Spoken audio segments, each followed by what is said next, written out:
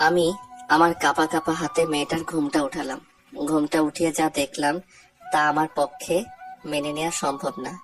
দেখি আমার চিরচেনা শত্রু সুবর্ণা। আমি অজ্ঞান হয়ে যাওয়ার অবস্থা। আমি কি দেখতেছি আমি যেন বিশ্বাস করতে পারতেছি না। আমার শরীর থেকে টপ টপ করে ঘাম বের হচ্ছে। আমি বললাম, আপনি এখানে? আপনি এখানে কেন? আমি থাকবো না তো অন্য কেউ থাকবে? এই বিয়ে আমি মানি না। আমি এখনই আব্বাকে বলছি। সুবর্ণা আমার পাঞ্জাবির কলার ধরে বলল, কোথায় যাও চান্দু? তোমার খবর আছে। প্লিজ আপু, আমাকে ছেড়ে দেন। তুই এত দেরি করছিস কেন? আমি সেই কখন থেকে বসে আছি। প্লিজ আপু, আমাকে ছেড়ে দেন। আমি আর জীবনেও আপনার সামনে আসবো না, আপনাকে গালি দিব না। আমি লুচ্চা? নিলয় আমাকে খেয়ে দিয়েছে আর কি কি জানি বলছিলি। জীবনে আর বলবো না, প্লিজ আমাকে ছেড়ে দেন। ছেড়ে দিব একটা শর্তে। আপনি যা বলবেন তাই করব। সুবর্ণা আমার পাঞ্জাবির কলার ছেড়ে বলল, এদিকে আয়, আমার কাছে আয়, একেবারে আমার সাথে লেগে বস। আমি সুবর্ণার সাথে লেগে বসলাম। একজনের শরীর আরেকজন অনুভব করতে পারছিলাম। সুবর্ণা বলল, আমার শরীর থেকে গয়নাগুলো খুলে দে তো। আমি কাঁপা কাঁপা হাতে গয়নাগুলো খুলে দিলাম। সুবর্ণা বলল, বল আমাকে কেমন লাগছে? খুব সুন্দরী। আমি তোকে মাফ করে দিব একটা কাজ করলে।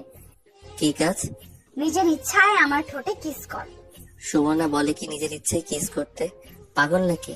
এই সুবর্ণাকে যাব আমি কিস করতে? আমার শরীরে রাগ উঠতেছে। আমি বললাম, রাখেন আপনার কিস, রাখেন আপনার সত্য, যত সব ফালতু। আর আমি আপনাকে বিয়ে করছি কে বলছে? চুপ, আস্তে কথা বল। আসতে বলবো কেন? আর আপনি একটু সুন্দরী না, আপনি কালো ভূত, একেবারে পেতনি। এবার কিন্তু বাড়াবাড়ি হয়ে যাচ্ছে। বাড়াবাড়ি হলে হোক, তাতে আমার কি? ওকে বুঝছি, তোর মাথা ঠিক নেই। শুন, তুই বাথরুমে গিয়ে ফ্রেশ হয়ে আয়, এনে কাপড়। আমি হাত থেকে কাপড় নিয়ে বাথরুমে চলে গেলাম। বের হলে সুবর্ণা বলল, এই নে শুয়ে পড়। সুবর্ণার পাশে বালিশ দিয়ে বলল, পাগল নাকি? আপনার সাথে আমি শুভ জীবনেও না।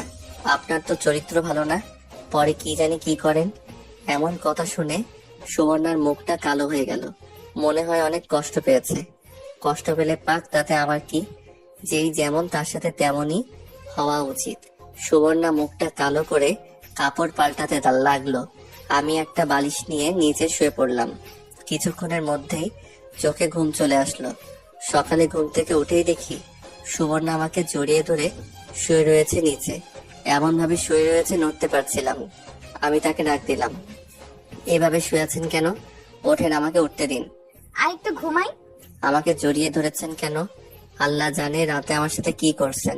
ছাড়েন বলছি। আজ আমার আর তোর বাসর রাত। এই দিনেই যদি দুজন আলাদা শুই খুব খারাপ দেখাবে। এই জন্য প্রথম দিনে তোর সাথে শুয়েছি। খারাপ হলে হোক, আপনাকে কে অধিকার দিয়েছে আমার সাথে শোয়ার?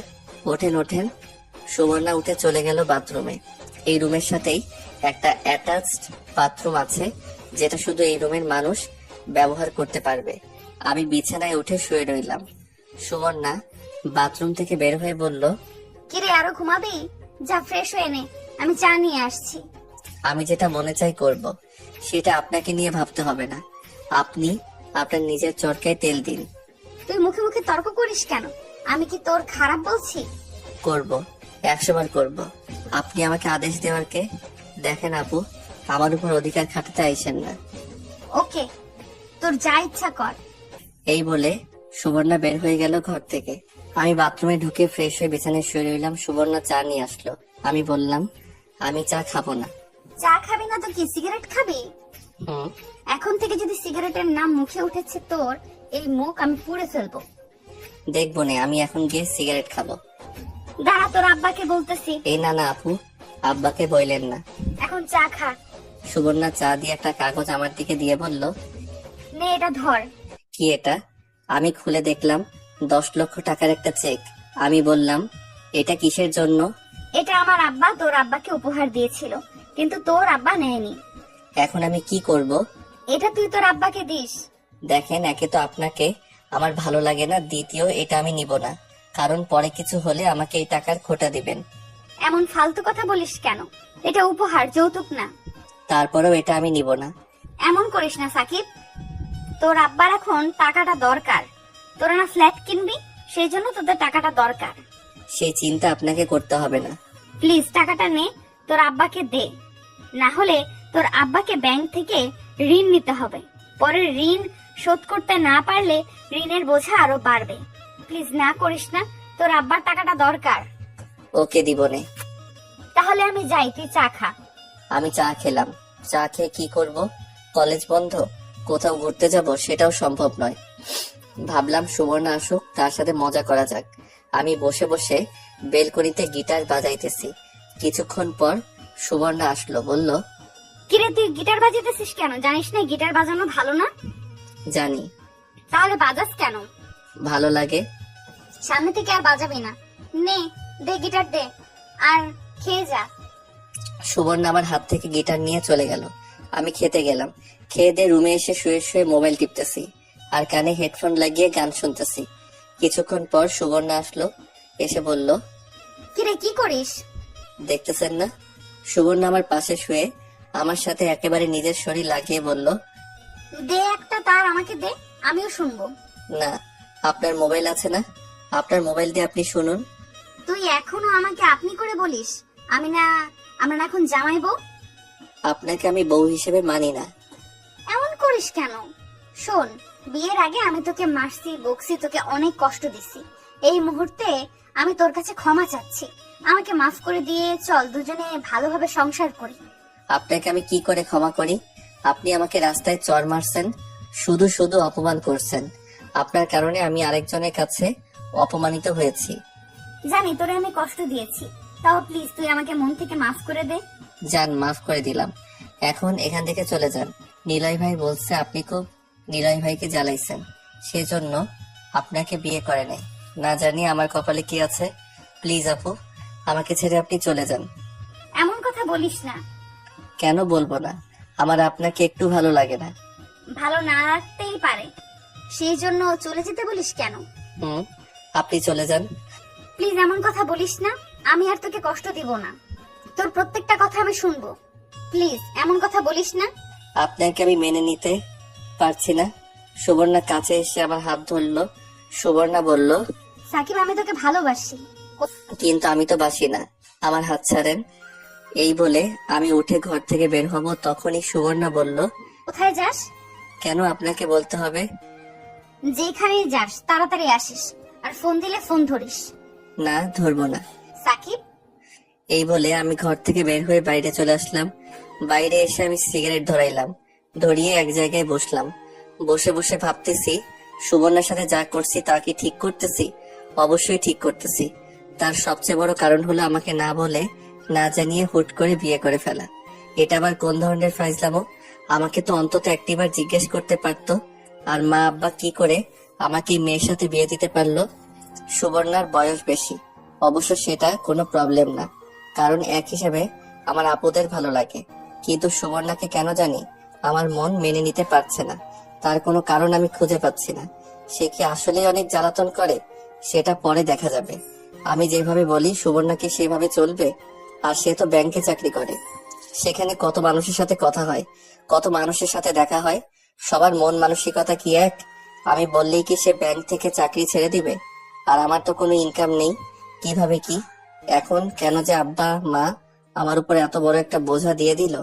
আচ্ছা, সুবর্ণা চলে গেলে কি সব আবার আগের মতো হবে? আবার আগের মতো আমি আমার মতো চলতে পারবো? পরে নিজের পছন্দ মতো বিয়ে করে একটা সংসার করতে পারবো? না না, এসব কি ভাবছি আমি? যতই হোক সুবর্ণা আমার বউ, তার উপর আমার একটা দায়িত্ব আছে। নিশ্চয়ই সুবর্ণার একটা মতলব আছে, না হলে হঠাৎ করে আমাকে না জানিয়ে না বলে ডাইরেক্ট আমাকে বিয়ে করে ফেললো কেন? সে জানতো আমাকে বললে আমি রাজি হব না। তাহলে কি সুবর্ণা কোনো উদ্দেশ্য নিয়ে আসলো? নিলয় ভাই বলল সে খুব প্যারা দেয়, সেটা কোনো ব্যাপার না, সংসারে এরকম ঝগড়া হয়। সে বলল ওই দিন আমি তাকে বকছি, সেই জন্য সে আমাকে শাস্তি দিবে। শাস্তিটা কি? তাকে কিস করতে হবে, তাহলে আমাকে মাফ করে দিবে। খুবই হাস্যকর। পরে আমার কাছে মাফ চাইলো। কিছুদিন সুবর্ণাকে ইগনোর করে দেখি সুবর্ণা কি করে। ও যেদিন বলবে আমাকে ছেড়ে চলে যাচ্ছে, সেদিন আমি তাকে আপন করে নিব। এইসব হাজারো চিন্তা আমার মাথায় ঘুরপাক খাচ্ছে।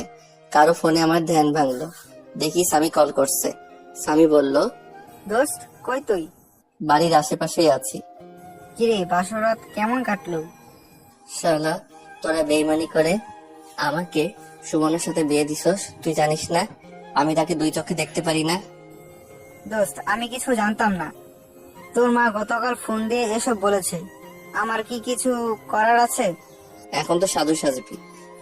শোন, বিকালে মাঠে আসিস। মাঠে একটা টুর্নামেন্ট খেলা, সেখানে তোর নাম দিয়েছি। ওকে, আসবো। আসিস কিন্তু। সুবর্ণাকে পেয়ে আমাদের ভুলে যাস না।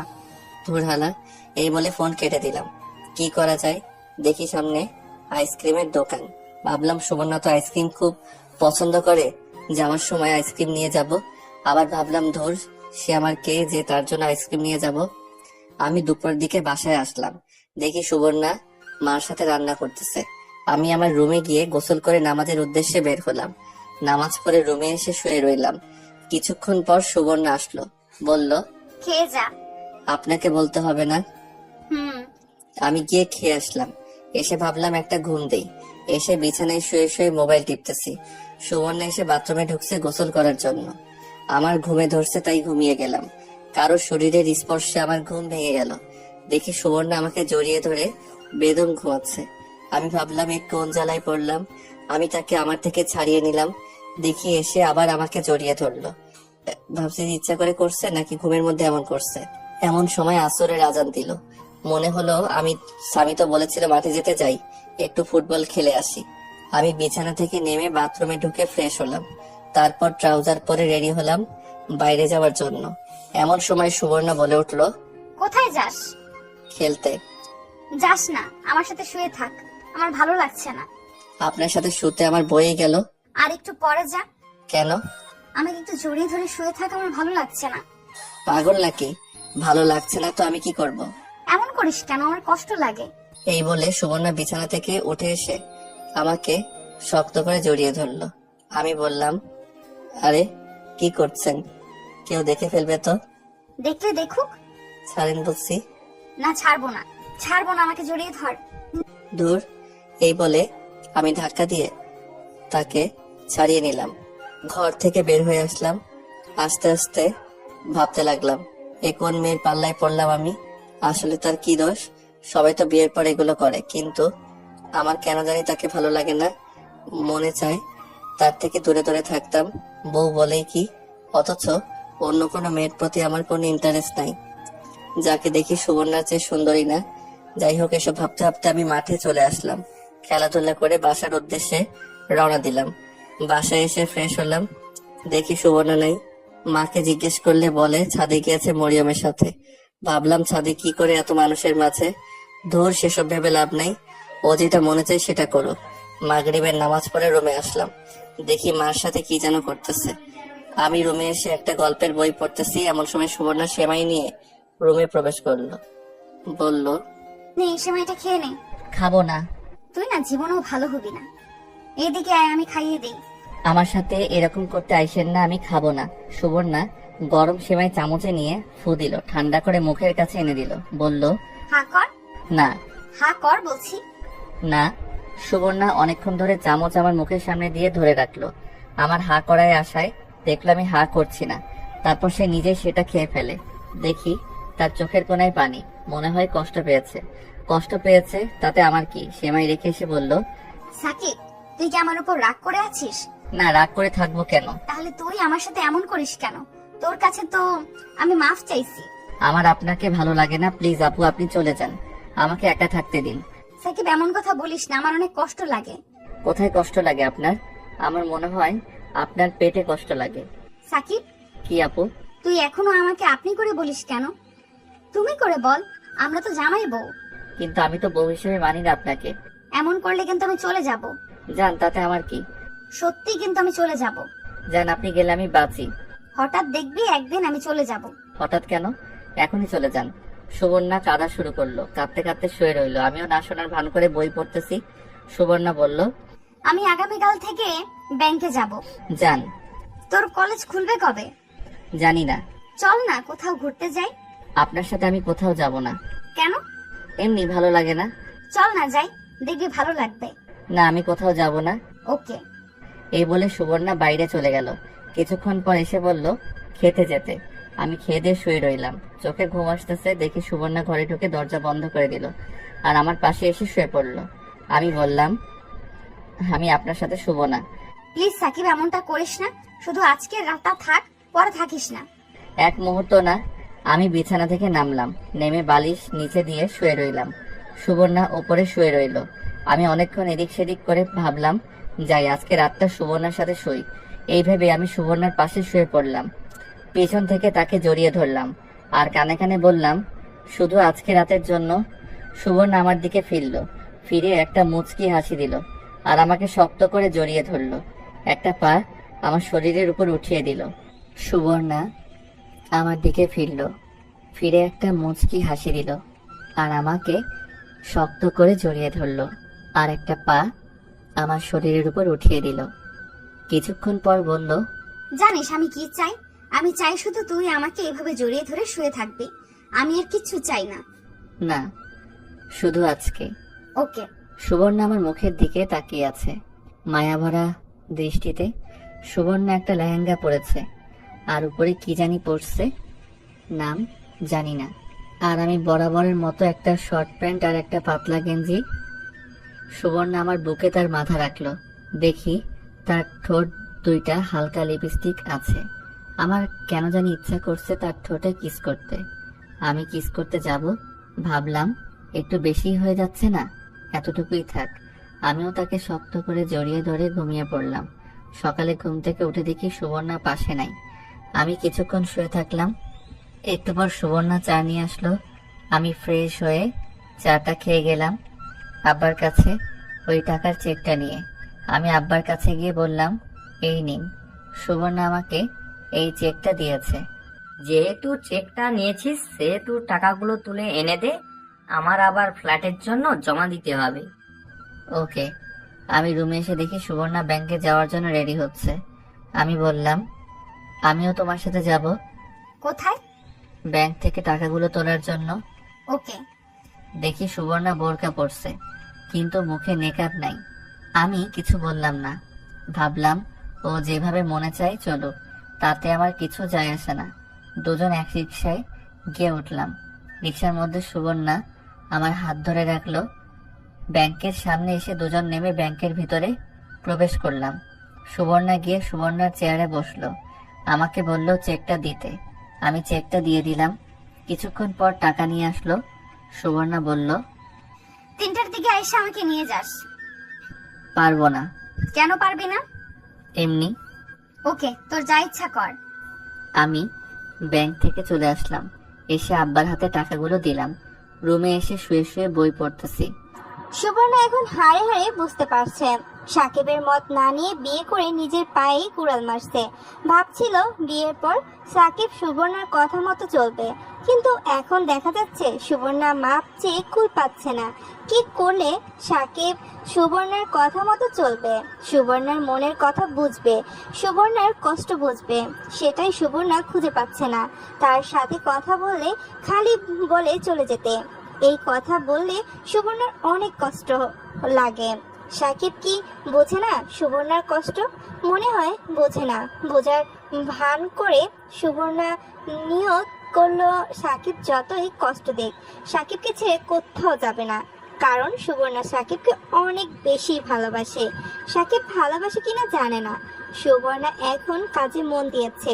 কিছুক্ষণ পর এক পিএ এসে বলে গেল স্যারের রুমে যেতে, মিটিং আছে।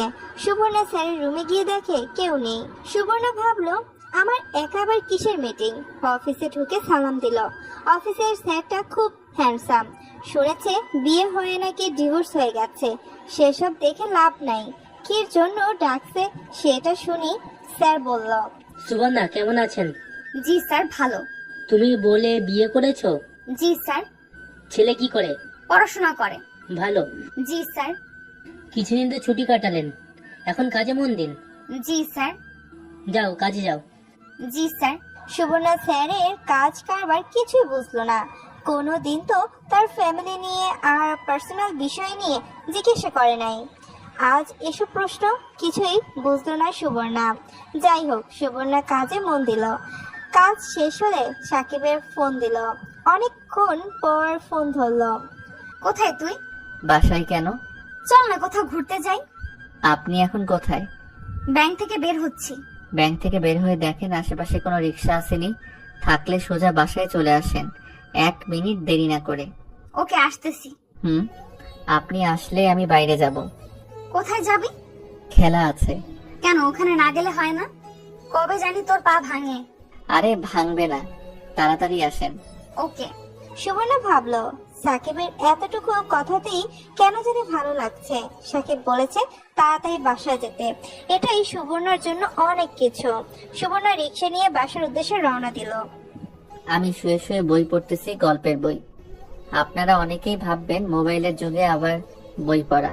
আমি ছোটবেলা থেকে গল্পের বই পড়তে ভালোবাসি। যারা বই পড়ে তাদের জিজ্ঞেস করে দেখেন। বই পড়তে পড়তে আমার চোখে ঘুম চলে আসলো। দরজায় টোকায় ঘুম ভাঙলো। দেখি সুবর্ণা এসে দরজা লাগিয়ে দিল। এসেই আমার সামনে কাপড় পাল্টাতে শুরু করলো। আমি বললাম, আরে আরে কি করছেন? আমি আছি, দেখছেন না? তুই আছিস তো কি হয়েছে? তুই দেখলে সমস্যা কি? তোর জন্য তো সব। আরে পাগল নাকি? আমি একজন ছেলে। জানি তুই ছেলে, তুই আমার জামাই। তো এইসব জামাই দেখবে না তো কি অন্য কেউ দেখবে? ধুর, আপনি কাপড় পাল্টান। আমি বেলকনিতে গেলাম। ওকে, যা। আমি বেলকনিতে চলে আসলাম। কতক্ষণ বসে রইলাম। সুবর্ণা ডাক দিল, বলল, কিরে একটু এদিকে আয় তো। কাপড় পাল্টানো হয়েছে? তুই এদিকে আসবি তো? আমি ভিতরে গেলাম। গিয়ে যা দেখলাম তা দেখার জন্য আমি মোটেও প্রস্তুত ছিলাম না। দেখি সুবর্ণা শুধু ব্রা পরে দাঁড়িয়ে আছে। সুবর্ণা বলল, পেছনের দিকটা খুলে দে তো, আমি ধরতে পারছি না। আমি নাই। এই বলে আমি দৌড় দিয়ে বেলকনিতে চলে আসলাম। সুবর্ণা বলল, কিরে খুলে দিয়ে যা, আমি আবার ফ্রেশ হব। আমি পারবো না। তোকে পারতেই হবে, তাড়াতাড়ি আয়। পারবো না বলছি না। না খুললে কিন্তু আজকে এইভাবেই বসে থাকবো।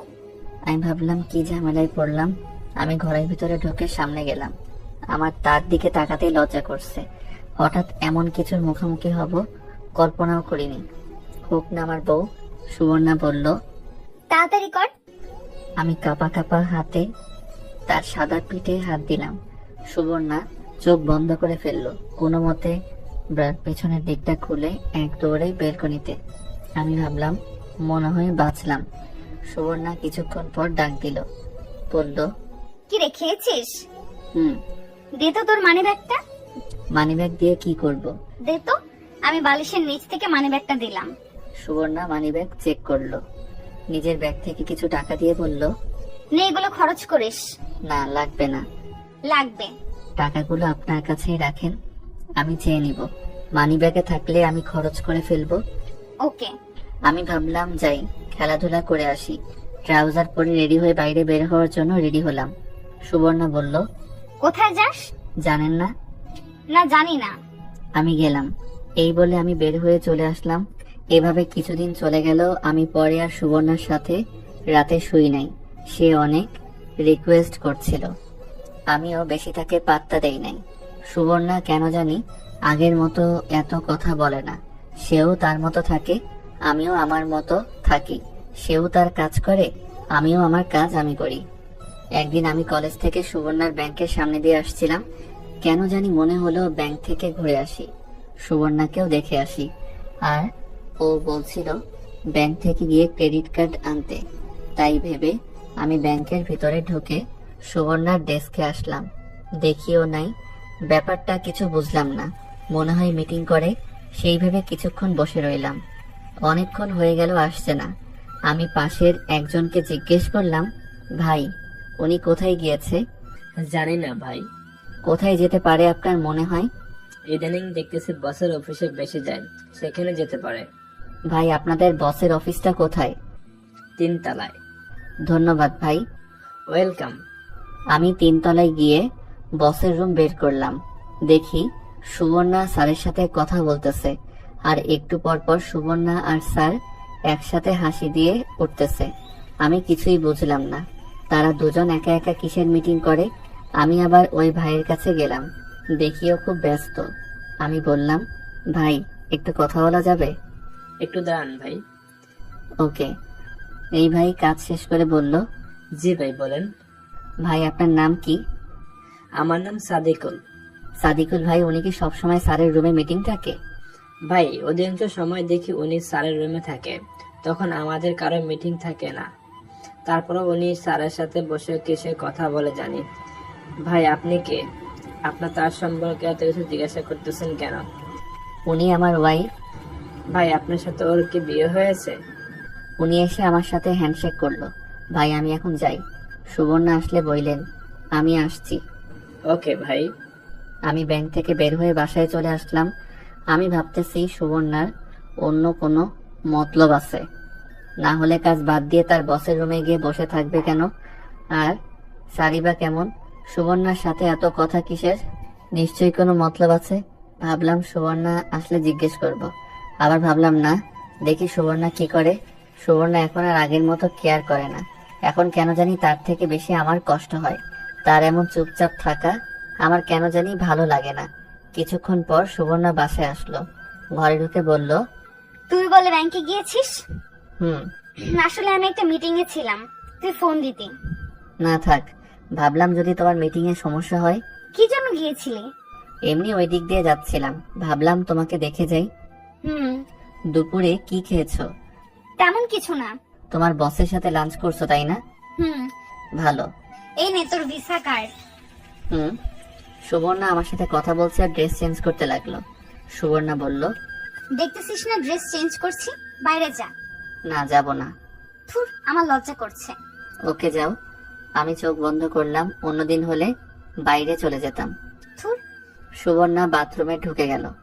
বাথরুম থেকে ড্রেস চেঞ্জ করে বের হলো। সুবর্ণা বলল, কি রে, খেয়েছিস? না। কেন? তুমি আসলে ভাবছিলাম একসাথে খাবো, কিন্তু তুমি তো তোমার বসের সাথে খেয়ে এসেছো। দাঁড়া, আমি খাবার নিয়ে আসছি। না খাবো না। কেন? তুমি খেয়ে এসেছো তাই এখন আর রুচি হচ্ছে না। না, তোকে খেতে হবে। তুই না খেলে আজ থেকে তোর সাথে কথা নাই। ওকে, কথা বইলো না। সাকিব, বলেন। এখনো কি আমি তোর পর? তোর সাথে কতদিন হয়ে গেল দুজন একসাথে থাকতেছি। এতদিন পর ছিলেন না, এখন আস্তে আস্তে পর হচ্ছেন। পর হতে যাব কেন? আপনি বলেন। একটা কথা বলবো? বলল মুচকি এসে। বলেন। তাহলে আমার কাছে আয়, আমাকে জড়িয়ে ধর, পরে বলবো। বললে বলেন, না হলে আমি গেলাম। আমার বলতে লজ্জা করছে, এদিকে আয় না। ওকে। আমি সুবর্ণার কাছে গিয়ে সুবর্ণাকে বুকে টেনে নিলাম। সুবর্ণাও দুই হাতে জড়িয়ে ধরলো। বলল, চল না, একটা বেবি নেই। আমি ভাবলাম সুবর্ণার কথা ঠিকই বলেছ, কিন্তু এখন সুবর্ণার মতি গতি কিছুই বুঝতে পারছি না। দেখি শেষমেশ কি হয়, পরে না হয় চিন্তা করব। আমি বললাম, দেখো, একে তো আমার কোনো কিছুই হয় নাই, মানে চাকরি, পড়ালেখা চালিয়ে যেতে হবে, আর এখন সম্ভব নয়। আর কিছুদিন সময় দাও। ওকে, তোর যতদিন সময় লাগে সময় নে। প্লিজ আমাকে ছেড়ে চলে যাস না। ওকে। এখন প্লিজ কিছু খেয়ে নে। ওকে, যাচ্ছি। এই বলে সুবর্ণার ঠোঁটে ঠোঁট লাগিয়ে দিলাম। আমি কিস করতে লাগলাম, সেও রেসপন্স দিতে লাগলো। 1 মিনিট পর ছেড়ে দিলাম, কিন্তু সে আবার এসে আমার ঠোঁটে কিস করতে লাগলো। কিছুক্ষণ পর ছেড়ে দিল। আমি বললাম, ওকে, এখন তো খেয়েছি। এটাকে খাওয়া বলে? হুম। যা শয়তান। আমি একটু বাইরে যাব, টুর্নামেন্ট খেলা চলতেছে, আজকে আমরা খেলবো। আমিও যাব। তুমি গিয়ে কি করবে? তুমি মার সাথে রান্নার কাজে হেল্প করো। তোর খেলা দেখবো। ওকে, মার অনুমতি নিয়ে আসো, আর মরিয়মকেও সাথে নিয়ে নাও। ওকে। সুবর্ণা আমার সাথে বের হলো, সাথে মরিয়মও। মরিয়ম বলল, ভাই, একটা মোবাইল কিনে দিস না। মোবাইল দিয়ে কি করবি এখন? আরো বড় হয়ে নে। দে না কিনে, কার্টুন দেখবো। তোর ভাবিকে বল। মরিয়ম সুবর্ণাকে বলল, ভাবি, একটা মোবাইল কিনে দেন না। থুর, তোমার ভাইকে বলো। ভাইকে তো বললাম, বলো আপনার কথা। তোমার ভাই অনুমতি দিলে আমি কিনে দিব। মরিয়ম আবার আমার কাছে এসে বলল, অনুমতি দিয়ে দিস না। ওকে দিলাম, তবে সারাদিন 2 ঘন্টা মোবাইল টিপতে পারবি, আর বাকি সময় তোর ভাবির কাছে মোবাইল দিয়ে রাখবি। 2 ঘন্টা না, 3 ঘন্টা দিবি। না, 2 ঘন্টা। মরিয়ম, তুমি এদিকে আসো। ভাই অনুমতি দিয়েছে, এখন কিনে দাও। আগামীকাল কিনে দিব। মরিয়ম খুশিতে নাচতে লাগলো। নাচোস কেন, এটা রাস্তা না। আমি মাঠে আসলাম, এসে দেখি সামিও তার গার্লফ্রেন্ড নিয়ে আসলো। আমাদের দেখে সামি কাছে আসলো আর বলল, ভাবি কেমন আছে? ভালো। ভাবি কেমন আছেন? ভালো। সামি চল যাই মাঠে, তোমরা এখানে বসে খেলা দেখো। আমি আর স্বামী মাঠে আস্তে আস্তে জিজ্ঞেস করলাম, কিরে আর কয়দিন? দোস্ত সর্বোচ্চ 2 মাস। আর কয়টা ম্যাচ খেলতে হবে? আরো 4টা ম্যাচ খেলতে হবে, 2টো জিতলে সেমিফাইনাল। তোর কি মনে হয় আর কয়দিন টুর্নামেন্ট চলবে? আরো 1 মাস তো লাগবেই। ওরে বাবা, আমি ছোট থেকে ফুটবল খেলা পছন্দ করতাম। কলেজে ফুটবল টুর্নামেন্ট হলে ওইখানে আমি ছিলাম। স্বামী খুব ভালো খেলে, আমি মিডফিল্ডার, স্বামী স্ট্রাইকে থাকে। খেলার মাঝখানে বিপক্ষ দলের একজন আমাকে পায়ে বাড়ি দেয়, আমি পড়ে যাই। মোটামুটি ভালোই ব্যথা পাই। খেলা শেষের দিক দিয়ে ওই বিপক্ষ দলের ছেলেটাকে স্বামী গিয়ে বাড়ি দেয়। এর 1 মিনিট পরই খেলা শেষ। আমরা ম্যাচ জিতে 1-0। খেলা শেষ হলে দেখি সুবর্ণারা এখনো দাঁড়িয়ে আছে। আমি কাছে গেলে সুবর্ণা বলল, খেলার মাঝখানে দেখলাম তুই পড়ে গিয়েছিলি, ব্যথা পাইছিস দেখি। আরে তেমন কিছু না, বাড়ি চলো। আমি হাঁটতে হাঁটতে বাড়ি আসলাম। এসে সুবর্ণা পা দেখানোর জন্য বলল। জানি সুবর্ণা দেখলে বকাঝকা করবে, সেজন্য দেখতে চাচ্ছিলাম না। দেখি তোর পাটা। আরে কিছু হয় নাই। দেখাবি নাকি তোর মাকে গিয়ে বলবো? কিছু হয় নাই তো। কি গিয়ে বলবা? দেখালে সমস্যা কি? ওকে দেখো। আমি ট্রাউজার উপরে তুলে দেখালাম। অনেকখানি জায়গা কালো হয়ে গেছে। সুবর্ণা বলল, জানতাম এরকম কিছু একটা হয়েছে। দেখছিস কালো হয়ে গেছে। তোরে এত করে বলি খেলার দরকার নেই, এখনো কি ছোট আছিস? হয়েছে, থাক আর বলতে হবে না। সুবর্ণা বরফ এনে সেখানে দিল আর বলল, সামনে থেকে আর খেলার দরকার নেই। না খেলবো। তুই কি আর আমার কথা শুনবি? পরে আবার ব্যথা পাবি। চুপ করো না এখন। সুবর্ণা সুন্দর করে বরফ লাগিয়ে দিল। আমি গোসল করে পড়তে বসলাম। সুবর্ণা মার সাথে গিয়ে রান্নার কাজে হেল্প করতে লাগলো। একটু পর হালকা নাস্তা দিয়ে গেল। কিছুক্ষণ পড়ালেখা করে ভাবলাম বাইরে থেকে একটা সিগারেট খেয়ে আসি। সুবর্ণা আসলে বললাম, আমি একটু বাইরে থেকে ঘুরে আসি। এখন কোথাও যাওয়ার দরকার নেই, বসে বসে পড়। না যাব। কেন এখন বাইরে যাবি? আমি একটা সিগারেট খেতে। ধুর, তুই কি জীবন ভালো হবে না? না। এখন যদি যাস তাহলে তোর মার কাছে বলে দিব তুই সিগারেট খাস। বইল। এই বলে আমি বাইরে চলে আসলাম। আমি জানি সুবর্ণা বলবে না। আমি সিগারেট খেয়ে বাসায় আসলাম। আসার সময় মরিয়মের জন্য আর সুবর্ণার জন্য আইসক্রিম নিয়ে আসলাম। সুবর্ণা আইসক্রিম পেয়ে মহা খুশি, বলল, তাহলে এই ছিল তোর মনে? হুম। ভাত খেয়ে যা। আসতেছি। আমি খেয়ে দিয়ে রুমে এসে গল্পের বই পড়তেছি। আমি নিচে শুয়ে বরাবরের মতো আজকেও নিচে শুইলাম। সুবর্ণা এসে দেখে আমি নিচে শুয়ে আছি। সুবর্ণা বলল, কিরে আজকেও নিচে শুবি? কেন? আজকে কি কোনো স্পেশাল দিন নাকি? না উপরে শো। না। হয় তুই আমার সাথে উপরে শো, না তো আমি তোর সাথে নিচে শুইবো। আমি এটাই চাইছিলাম। তোমার যা ইচ্ছা করো। সুবর্ণা আমার পাশে বালিশ দিল আর গিয়ে কাপড় চেঞ্জ করলো। সুবর্ণা এতক্ষণ সালোয়ার কামিজ পরা ছিল, সেগুলো চেঞ্জ করে একটা লেহেঙ্গা আর হাতা কাটা গেঞ্জি পরলো। তাকে অনেক সুন্দরী লাগছিল। সুবর্ণা আমার পাশে শুয়ে পড়লো আর পিছন থেকে জড়িয়ে ধরলো আর আমার ঘাড়ে মাথা রাখলো। সুবর্ণা বলল, সাকিব এদিকে ফির। কেন? আরে ফির না। ওকে। আমি সুবর্ণার দিকে ফিরলাম। সুবর্ণা আমার দিকে তাকিয়ে আছে। এভাবে তাকিয়ে আছো কেন? এমনি তোকে দেখতে ইচ্ছে করছে। কি? দাঁড়াও, দেখাচ্ছি মজা। এই বলে আমি সুবর্ণাকে কোলে তুলে নিলাম। সুবর্ণাও আমার গলায় ধরলো। আমি তাকে বিছানায় নিয়ে ফেললাম। আমিও তার পাশে শুয়ে পড়লাম। সুবর্ণাও আমাকে জড়িয়ে ধরলো। আমিও আমার সুবর্ণাকে জড়িয়ে ধরলাম এবং তার কপালে চুমু খেলাম। ভাবলাম আসলে সুবর্ণা আমাকে সত্যি মনে হয় খুব ভালোবাসে আর আমি তাকে খুবই ভালোবাসি। এতদিন কি হয়েছে জানি না। এখন থেকে নিয়ত করলাম তাকে সবসময় আগলে রাখবো। সে আমার জন্য অনেক কষ্ট সহ্য করছে। এখন থেকে নিয়ত করলাম তাকে আর কোনো কষ্ট সহ্য করতে দিব না। তাকে আমি সত্যি অনেক ভালোবাসি। এসব কথা ভাবতে ভাবতে ঘুমিয়ে গেলাম। সুবর্ণা পড়ছে মহা বিপদে। সুবর্ণার ব্যাংকের ম্যানেজার কারণে অকারণে অধিকাংশ সময় সুবর্ণাকে অফিসে বসিয়ে রাখে। এটা সেটা আজাইরা কথাবার্তা বলে আর মাঝে মাঝে এমন এমন যোগ বলে যে না হেসে থাকতে পারে না সুবর্ণা। সুবর্ণা স্যারকে নাও বলতে পারে না। একদিন সুবর্ণার ম্যানেজার সুবর্ণাকে জিজ্ঞেস করলো, তোমার ওই পিচ্চি জামাই কি তোমাকে খুব ভালোবাসে? ওই সময় সাকিবের সাথে সুবর্ণার সময় খারাপ যাচ্ছিল, তাই সুবর্ণা বলল, ভালোবাসে স্যার। আমার মনে হয় না ভালোবাসে। আপনার এরকম মনে হয় কেন? দেখো, সব আমরা পিছনে ফেলে এসেছি, সব বুঝি আমরা। যদি তোমার ভালো না লাগে তাহলে তুমি তাকে ছেড়ে দাও। সুবর্ণা তখন আর কিছু বলে নাই। বাড়িতে এসে আম্মার সাথে রান্নাঘরে কাজ করতেছে। আম্মা মানে সাকিবের মা জিজ্ঞাসা করলো, মা, তুমি এরকম সব সময় মুখ গোমড়া করে থাকো কেন? তেমন কিছু না আম্মা। আমি সব বুঝি মা, জানি তোমার সাথে সাকিবের সময় ভালো যাচ্ছে না। মা, এখানে আমাদের কিছু করার নেই। একে তো আমরা তার অনুমতি ছাড়াই তোমাকে তার সাথে বিয়ে দিয়েছি। এখন যদি তাকে গিয়ে কিছু বলি তাহলে সে সম্পূর্ণ দোষ দিবে আমাদের। সুবর্ণা কেঁদে দিল এবং আম্মাকে জড়িয়ে ধরে কেঁদে কেঁদে বলতে লাগলো, আমি জানি আম্মা, সাকিব একদিন আমাকে ঠিক বুঝবে, আমার গুরুত্ব বুঝবে। সে খুব ফ্রেশ মাইন্ডের ছেলে। আমার মনে হয় তোমাকে সে খুব ভালোবাসে। একটু ধৈর্য ধরো মা। আমি তাকে খুব ভালোবাসি আম্মা। আমি জানি মা, এখন কেঁদো না। আর শোনো, সামনের মাসে আমরা এই ফ্ল্যাট ছেড়ে দিয়ে নতুন ফ্ল্যাটে চলে যাব। না আম্মা, আপনারা যান। সাকিবের সাথে ঝামেলা শেষ করে আমরা আসব, আর এই ফ্ল্যাটের ভাড়া আমি দিব। কেন মা, শুধু শুধু অপচয় করবা? আমাদের সাথে নতুন ফ্ল্যাটে চলো। না আম্মা, সাকিবের সাথে ঝামেলা মিটমাট করে আমরা আসব। প্লিজ আম্মা, না করেন না। ওকে, তোমার যা ইচ্ছা করো।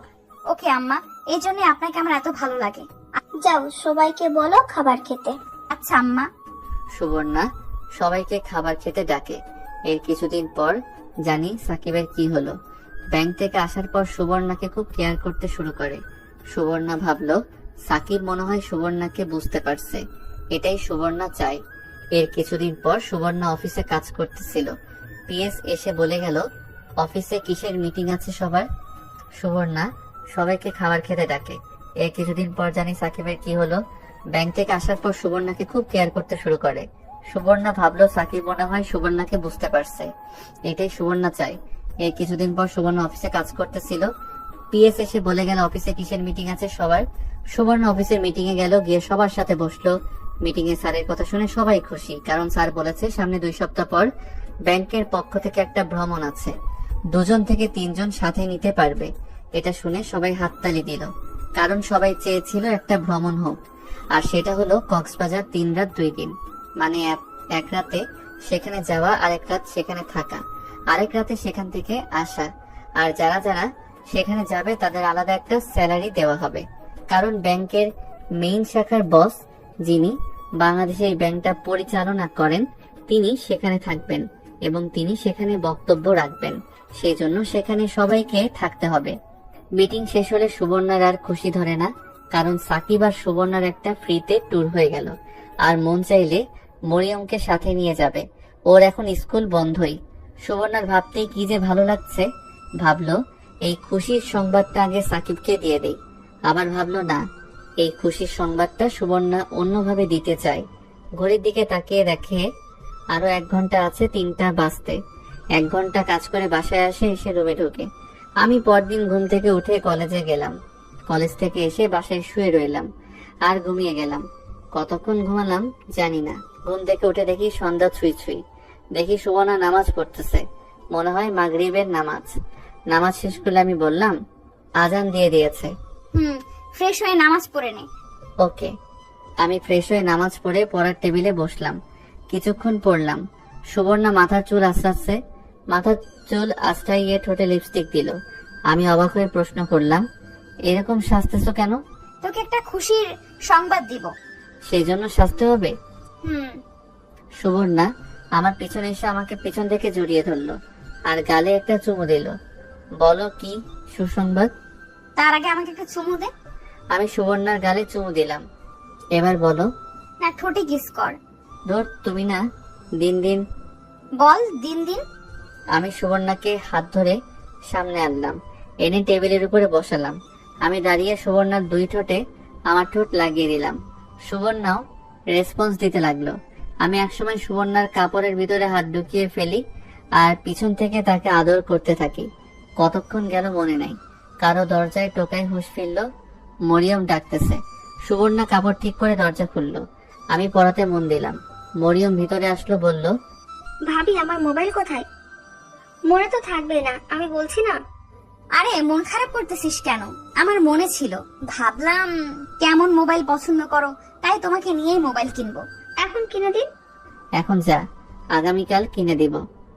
না এখন। আরে কাঁদতেছো কেন? ওকে, তুমি গিয়ে রেডি হও, আমরা আসতেছি। ভাবে সত্যি বলতেছেন তো নাকি মজা করতেছেন? তুমি কি আমার কথা বিশ্বাস করো না? করি। তাহলে গিয়ে রেডি হও। ওকে। মরিয়ম চলে গেল। আমি বললাম, আগামীকাল গেলেও তো পারতা। শুধু শুধু মেয়েটাকে কষ্ট দিয়ে লাভ আছে? এখন কি আব্বা আম্মা বাইরে যেতে দিবে? চল গিয়ে বলি, সাথে তাদেরকে নিয়ে নে, রাতে ডিনার করে আসি। ধর না, তাহলে তোর মা বাবাকেও বলো। এখন হঠাৎ করে ওরা বললে কি আর যাবে? বলতে তো প্রবলেম নাই। আগে চল আব্বা আম্মাকে রাজি করাই, পরে না হয় আমার বাবা মাকে বলিস। ওকে চলো। আমি আর সুবর্ণা গিয়ে মা বাবারে বললে রাজি হয় নাই। পরে সুবর্ণার আব্বা আম্মার কথা বললে রাজি হয়েছে। সুবর্ণাও তার আব্বা আম্মার সাথে কথা বলে রাজি করাই। পরে দুই ফ্যামিলি একসাথে এক রেস্টুরেন্টে গিয়ে ডিনার করি। এই ফাঁকে মরিয়মের জন্য একটা মোবাইল কিনে সুবর্ণা। সব শেষে সবাই একসাথে বাড়ি আসি। রাতে ঘুমানোর সময় আমি বললাম, সুবর্ণা, মোট কত টাকা খরচ হয়েছে? সেসব জেনে লাভ নাই। না, বলো। মরিয়মের জন্য মোবাইল কিনেছি 38,000 টাকা দিয়ে, আর রেস্টুরেন্টের খরচ হয়েছে 5,000 টাকা। একটু বেশি হয়ে গেল না? মরিয়মের জন্য এত দামি মোবাইল কেনার প্রয়োজন ছিল? মন খারাপ করতেছিস কেন? শোন, তোকে কিছু কথা বলি। শোন, আমার যা কিছু আছে সব তোর জন্য। আমার টাকা পয়সা সব তোর। তুই যেভাবে খরচ করতে মন চায় সেভাবেই কর। আমার আর তোর মাধ্যমে যদি তোর বাবা মা আর আমার বাবা মা যদি খুশি হয়, এর চেয়ে বড় পাওয়া আর কি আছে? শোন, তুই আমার থেকে যা চাস আমি তোকে তাই দিব। তার বিনিময়ে শুধু তুই আমাকে তোর মনে একটু জায়গা দে, একটু ভালোবাসা দে, যেটা নিয়ে আমি সারা জীবন চলে যেতে পারি। আমি সুবর্ণাকে কাছে টেনে এনে নিজের বুকে শুইয়ে দিয়ে বললাম, আমিও তোমার থেকে কিছু চাই না। আমি চাই সুখে দুঃখে কষ্টের সময় তোমাকে যেন আমার পাশে চাই। এর মনের ভিতর তুমি আছো, তুমি থাকবা। আমরা কবে ভেবে নিব? আগে আমি উপার্জনের পথ বের করি, পরে তুমি চাকরি ছেড়ে দিবা। পরে তোমার কাজ হচ্ছে বেবির দেখাশোনা করা আর আমাকে ভালোবাসা। এখন কি তোকে ভালোবাসি না? সুবর্ণা কি যেন বলবা বলছিলা? 2 সপ্তাহ পর আমাদের ব্যাংক থেকে একটা ট্যুর হচ্ছে, সেখানে 2 থেকে 3 দিন যাওয়া যাচ্ছে। সঠিক তারিখ বলো। সুবর্ণা তারিখ বললে আমি বললাম, আমার যাওয়া হবে না। কেন? কারণ ওই দিন আমাদের টুর্নামেন্টের ফাইনাল খেলা, আর আমাদের টিম ফাইনালে উঠেছে। খেলা রেখে ঘুরতে যাওয়া কোনোভাবেই সম্ভব নয়, আর এটা ফাইনাল খেলা, কোনোভাবে মিস করা যাবে না। সুবর্ণা মনটা খারাপ হয়ে গেল। সেখানে গেলে আলাদা একটা স্যালারি দিবে। ওকে দেখি স্বামীর সাথে কথা বলে। এখন হাসি দাও আর লাইট বন্ধ করে আসো। ওকে।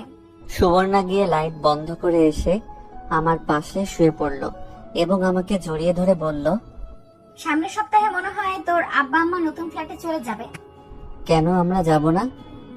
না, আমরা এই ফ্ল্যাটে থাকবো দুজনে, ভাড়া আমি দিব। পরে কোনো এক সময় না হয় চলে যাব। তোমার শুধু অপচয়। এখন ঘুমা, আমাকে একটু চুমু দিয়ে। আমি সুবর্ণাকে চুমু দিয়ে ঘুমিয়ে গেলাম।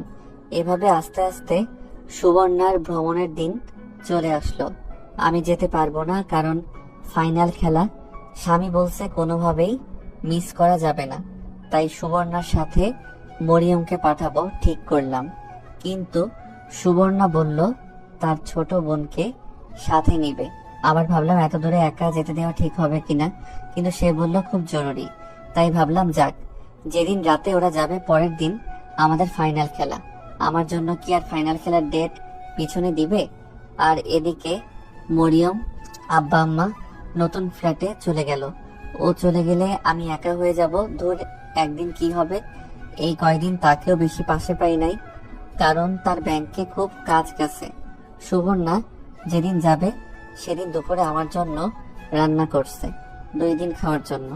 আমি না করছি, বলছি বাইরে থেকে খেয়ে নিব। ও বলে শুধু শুধু বাইরে খেয়ে পেটের 12টা বাজাতে চাস? যাই হোক, আমি রান্না করে গেলাম। গিয়ে বললাম, কেন শুধু শুধু রান্না করছো? আর তোমার সুন্দরী মুখটা লাল হয়ে যাচ্ছে। যা তো এখন, আমাকে রান্না করতে দে। ওকে, রান্না করে আসো। আমি ঘরে গিয়ে গোসল করলাম। গোসল করে শুয়ে রইলাম। একটু পর সুবর্ণ আসলো। সে এসে গোসলখানায় ঢুকলো। গোসল করে বের হলো। একটা প্লাজো পরলো আর একটা কামিজ।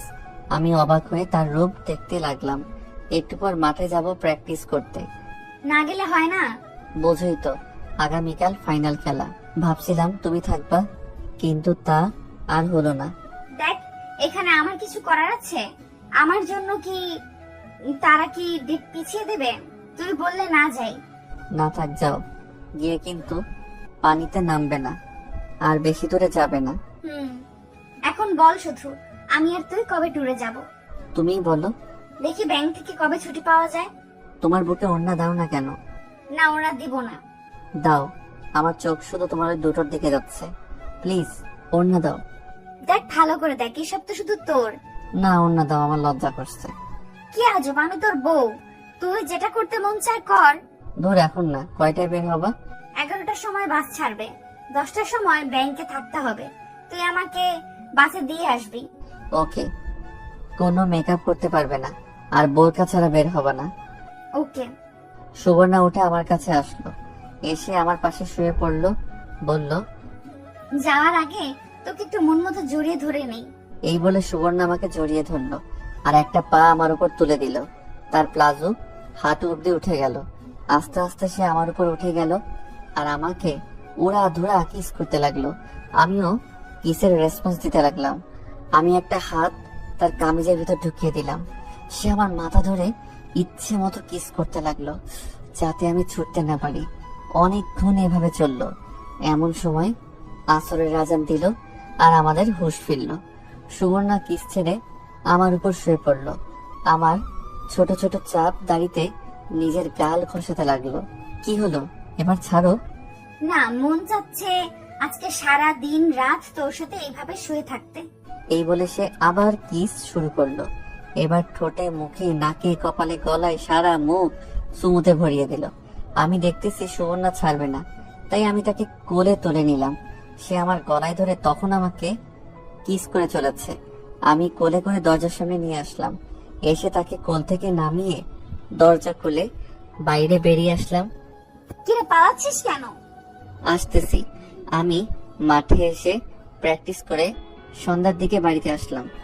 এসে দেখি মরিয়ম আর সুবর্ণার বোন রেডি হয়ে বসে আছে। আমি রুমে গিয়ে ফ্রেশ হয়ে নিলাম। সুবর্ণাও রেডি হলো। সুবর্ণা বলল, দেখ তো কেমন লাগছে। খুব সুন্দরী। আমার একটুও ভালো লাগছে না, কেন জানি ভয় করছে। ভয়ের কি আছে, আমি তো আছি। তুই কি আমার সাথে যাবি? না, তবে ফোনে কথা বলবে। ওকে। শোন, এখন বের হয়ে যেতে হবে। অফিসে মিটিং আছে একটা। মিটিং শেষ করে পরে বাসে উঠতে হবে। ওকে, চলো বের হই। আর রান্না করা আছে, ফ্রিজে রাখা আছে, বের করে গরম করে খেয়ে নিস। ওকে। তোর জন্য কি আনবো? আমার জন্য কিছু আনা লাগবে না। আমি শুধু চাই তুমি আবার আমার কাছে ফিরে আসো। এই শোন না, শেষমেশ একটা কিস দিয়ে দে। ওকে। আমি সুবর্ণাকে কাছে এনে তার ঠোঁটে কিস বসালাম। কিছুক্ষণ পর ছাড়লাম। সুবর্ণা বলল, মন চাচ্ছে না তোকে ছেড়ে যেতে। তোকে ছাড়া কি করে থাকবো? আরে একদিনই তো, দেখবে চলে যাবে। চল, রেডি হয়ে নে। আমি রেডি। তাহলে চল বের হই। আমরা রিক্সা দিয়ে প্রথমে ব্যাংকে আসলাম। রিক্সায় আমি আর সুবর্ণা একসাথে বসলাম। সুবর্ণা সারাক্ষণ আমার হাত শক্ত করে ধরে রাখলো।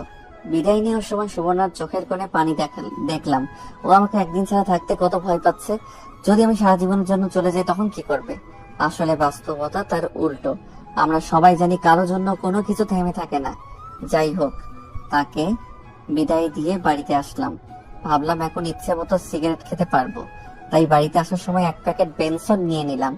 বাড়িতে এসে মনের ইচ্ছা মতো সিগারেট টানতে লাগলাম। এমন সময় সুবর্ণা ভিডিও কল দিল। আমি ফোন ধরলাম। কি রে, খেয়েছিস? না। এখন কি করিস? আমি সিগারেট দেখালাম। আমি জানতাম আমি গেলে তুই ইচ্ছে মতো সিগারেট খাবি। হুম। এই, তুই শেষবারের মতো সিগারেট খেয়ে নে। আর কোনোদিন যদি দেখি তোর খবর আছে। ওকে, শেষবারের মতো খেয়ে নি। ওরা কোথায়? ওরা দুজনকে এক সিটে দিয়েছে। আমি বসছি আরেকজনের সাথে। দেখি কে এসে। সুবর্ণা ক্যামেরা ঘুরিয়ে দেখালো পাশে আরেকজন মেয়ে। আমি বললাম, তার কাছে মোবাইলটা দাও তো। কি বলবি? তুমি দাও। সুবর্ণা মোবাইল দিল।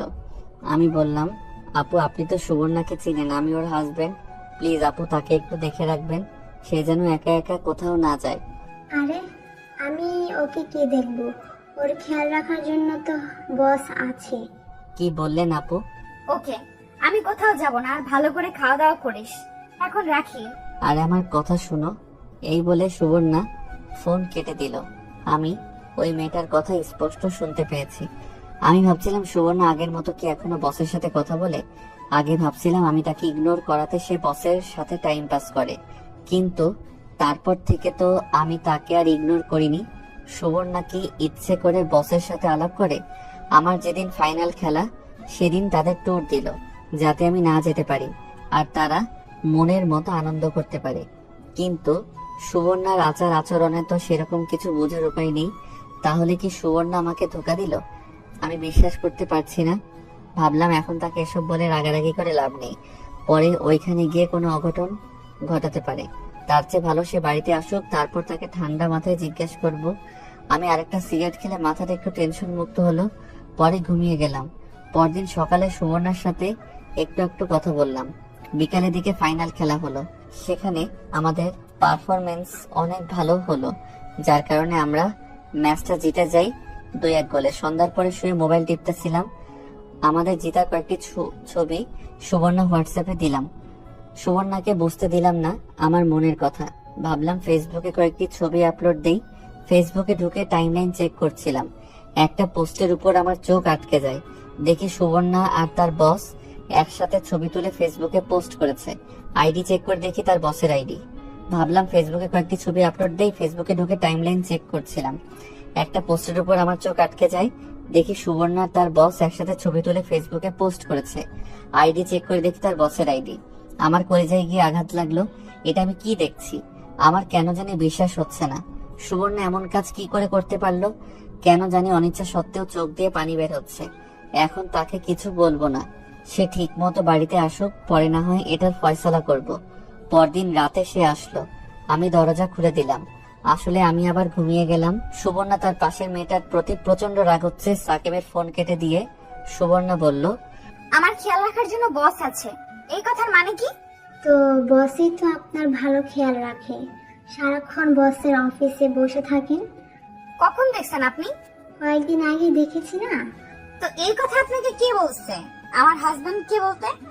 বোকা পাইয়া সুন্দর একটা ছেলেকে বিয়ে করে ফেলেছেন, তার সত্য কথা জানা উচিত না? যত সব ফালতু। কেন যে বস এদেরকে ব্যাংকে চাকরি দেয়, খালি মানুষের সংসারে ঝামেলা করার জন্য বসে থাকে। এখন তো ফালতু বলবেনই, কারণ সত্যি কথা বলছি না। আর একটা কথাও বলবেন না। সুবর্ণাদের কক্সবাজার আসতে সকাল হয়েছে। সবাই হোটেল বুকিং করে রুমে চলে গেল। একটু পর মরিয়ম তারা বলল বিচে যাবে। সুবর্ণা তাদের নিয়ে বিচে আসলো। বিচে তারা এসে অনেক খুশি। সুবর্ণা তাদের বলে দিল পানিতে না নামতে। একটু পর খেয়াল করলো তাদের অফিসের অনেকেই বিচে আসলো, অনেকেই তাদের ওয়াইফ নিয়ে, আবার একা ছেলে মেয়ে নিয়ে। কে জানি সুবর্ণা বলে ডাক দিল। সুবর্ণা চেয়ে দেখে তার বস। বস বলল, তোমার জামাই কোথায়? সে আসেনি। এমন একটা ট্যুরে তোমাকে সে একা আসতে দিল? স্যার, ও একটা টুর্নামেন্টের ফাইনাল খেলা আছে, সেজন্য ও আসেনি। সে তোমার হাজবেন্ড হয়, তার কাছে খেলা বড় নাকি তুমি বড়? তার আসা উচিত ছিল। আমার মনে হয় সে তোমাকে ভালোবাসে না। দেখো, সে এখনো ছোট, সে এখনো তোমার গুরুত্ব বোঝে না। প্রয়োজন ফুরিয়ে গেলে তোমাকে ছুঁড়ে ফেলে দিবে। না স্যার, ও এমন না। চলো এদিকটাই যাই। চলো একটা ছবি তুলি। বস বলাতে সুবর্ণা না করতে পারলো না। বস ছবি তুলে তার মোবাইল দিয়ে। আমি তোমাকে কিছু কথা বলতে চাই। জি স্যার, বলেন। দেখো, তোমার পিচ্চি হাজবেন্ড তোমাকে না ভালোবেসে, না তোমাকে কেয়ার করে, প্রয়োজন শেষ তোমাকে ছেড়ে অন্য কোনো মেয়ের সাথে দেখবে চলে যাবে। তার চেয়ে ভালো হয় সময় থাকতে সাবধান হও। স্যার, বুঝলাম না। মানে যদি তুমি তোমার হাজবেন্ডকে ভালো না লাগে, তাহলে আমি আছি, তুমি আমার কাছে আসতে পারো। বসের মুখ থেকে এমন কথা বের হবে সুবর্ণ কল্পনাও করেনি। কি কি নিচু মনের মানুষ, দেখতেছে তার জামাই আছে তারপরও কি বেহার মতো প্রস্তাব দেয়। আর সাকিবের ছাড়া সুবর্ণা কিছুই কল্পনা করতে পারে না। সাকিবের সুবর্ণার সব। সুবর্ণাকে চুপচাপ দেখে বস বলল, তোমাকে আমি চাপ দিচ্ছি না, আজকে ভালোভাবে চিন্তা করে আমাকে জানাও। ওকে, আমি যাই। এই বলে বস চলে গেল। সারাদিন এদিক সেদিক ঘুরে চলে গেল। পরদিন আবার বসের সাথে হোটেলে দেখা। বস বলল, তো সুবর্ণা, কি চিন্তা ভাবনা করলা? সুবর্ণা কোনো দ্বিধা ছাড়াই বলতে লাগলো, না স্যার, আমি তাকে ছাড়তে পারবো না। তাকে ছাড়া আমি কল্পনাও করতে পারি না। সাকিবের জন্য আমি সব দিয়ে দেব। সে যদি আমাকে ব্যবহার করে ফেলে দেয় তাহলে সেটা ভেবে নিব আমার কপাল ভালো না। বাঁচলে তার জন্য বাঁচবো, মরলে তার জন্যই মরবো। সাকিবকে আমি ভালোবাসি স্যার, তাকে ছাড়া আমি থাকতে পারবো না। Sorry sir. ভেবে চিনতে বলছো তো?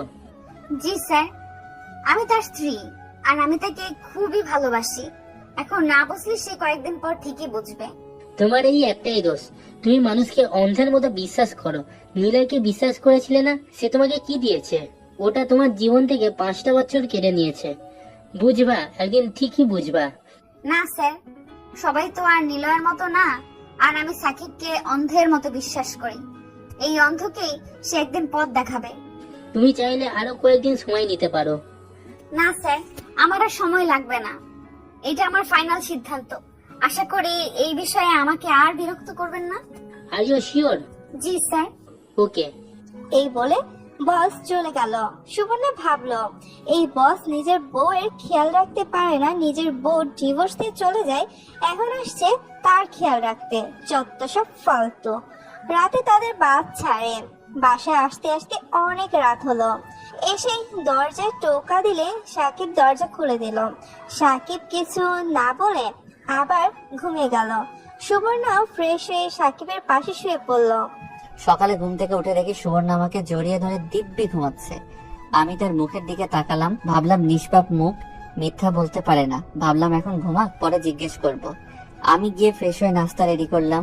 পরে সুবর্ণাকে ডাক দিলাম নাস্তা করতে। সুবর্ণা উঠে ফ্রেশ হয়ে নাস্তার টেবিলে আসলো। আমার শরীর রাগে গজগজ করতেছে। পরপুরুষের সঙ্গে রাত কাটিয়ে এসে আমার পাশে শুয়ে ঘুমালো, আর আমি তাকে নাস্তা বানিয়ে খাওয়াচ্ছি। আমার মুখের এমন অবস্থা দেখে সুবর্ণা বলল, কিরে, তুই মুখ এরকম গোমরা করে রাখছিস কেন? চুপ, একদম চুপ।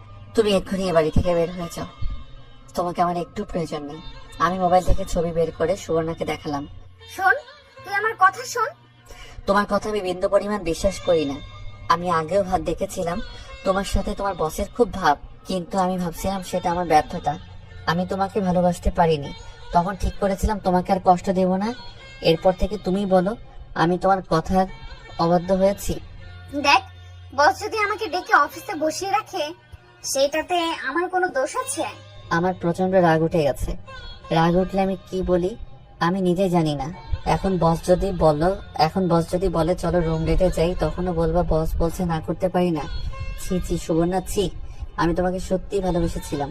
আর কক্সবাজার গিয়ে তোমরা কি করছো আল্লাহ জানে। তোমার সাথে আমি এক মুহূর্ত থাকবো না। এক্ষুনি বাসা ছেড়ে চলে যাও। তুই মাথা ঠান্ডা কর, আমি তোকে ব্যাপারটা বুঝিয়ে বলছি। এখন কত কিছু বানিয়ে বলবা। আমি উঠে রুমে চলে আসলাম। এসে সিগারেট ধরাইলাম। সুবর্ণা আমার পাশে এসে বসলো আর বলল, সুবর্ণা ভ্রমণে গিয়ে বসের সাথে যা যা কথা হয়েছে সব সাকিবকে বলল। একটা কথা বিশ্বাস করি না আমি। সুবর্ণা আমাকে পিছন থেকে জড়িয়ে ধরলো, বলল, আমি তোকে সত্যি বলছি, আমি তোকে অনেক ভালোবাসি। তোকে ছাড়া আমি বাঁচবো না। আমি সুবর্ণাকে আমার শরীর থেকে ছাড়িয়ে নিলাম আর বললাম, আমার শরীরে টাচ করবেন না। যত সব ফালতু কথা। তোমার প্রতি আমার ঘৃণা হচ্ছে। এতদিন আমি কার সাথে থাকলাম। আমার এখন মনে হচ্ছে এসব তোমার আর বসের পরিকল্পনা ছিল। ট্যুরের ডেট তোমরা আমার ফাইনাল খেলার দিন দিয়েছ, যাতে আমি না যেতে পারি আর তোমরা গিয়ে ওইখানে এনজয় করতে পারো। আমি সত্যি বলছি, এরকম কিছু ছিল না। প্লিজ আমাকে বিশ্বাস কর। তোমার কোনো কথা আমি বিশ্বাস করি না। তুমি এক্ষুনি চলে যাও। তুমি আমাকে এতদিন ব্যবহার করেছো। আল্লাহর দোহাই লাগে, আমাকে বিশ্বাস কর সাকিব। এই বলে সুবর্ণা কাঁদতে লাগলো। তুমি এক্ষুনি বাড়ি থেকে চলে যাও। সুবর্ণা কেঁদে বলতে লাগলো, প্লিজ সাকিব, আমাকে বের করে দিস না। তুই আমাকে মার, বক, যেটা মন চায় কর। প্লিজ আমাকে বের করে দিস না। তোর পায়ে পড়ি। তোরে ছাড়া আমি বাঁচবো না। হয় তুমি থাকবা, না হয় আমি থাকবো। এমন কথা বলিস না। যদি আমার কোনো ভুল থাকে তাহলে আমাকে মাফ করে দে, আমাকে তাড়িয়ে দিস না। সুবর্ণা কাঁদতে কাঁদতে কাশতে লাগলো, বলল, তুই যেভাবে বলবি সেভাবেই চলবো। তুই বললে আমি চাকরি ছেড়ে দিব। এখন এত দরদ দেখানো লাগবে না, এখন আমার চোখের সামনে থেকে যাও। সুবর্ণা আমার চোখের সামনে থেকে চলে গেল। অন্য এক রুমে গিয়ে কাঁদতে লাগলো। আমি বাইরে যাব বললাম, আমি বাইরে যাচ্ছি, এসে যেন তোমাকে না দেখতে পাই। এই বলে আমি বাইরে চলে আসলাম। আমার এক মনে বলতেছে সুবর্ণা সত্যি বলছে, আরেক মনে বলছে মিথ্যা বলছে, কারণ আমি আগেও দেখেছি বসের সাথে সুবর্ণাকে। তারপরে ওই মেয়েটা বলল, তারপর আবার ফেসবুকে ছবি পোস্ট। যদি কিছুই না থেকে থাকে তাহলে তার বস শুধু শুধু কেন ছবি পোস্ট করবে? আর সে কেনই বা তার বসের সাথে ছবি তুলবে? বস বললেই হলো? না, আমার মাথা কাজ করছে না। আমি কিভাবে যাচাই করব সুবর্ণা সত্যি বলছে?